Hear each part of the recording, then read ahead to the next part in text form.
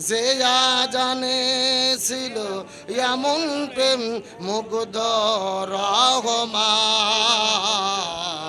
দয়াল নবীর পিছে নামাজ পড়লে কেমন হতো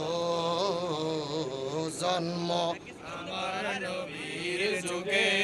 হলে কেমন হতো জন্ম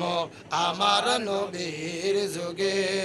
হলে কেমন হতো দিনই কত আলোচনাই থাকতাম আমি অধম সামনে রসুল পাক তো পাশে সাহাবাগন দিনই কত আলোচনাই থাকতাম আমি অধম সামনে রসুল পাক তো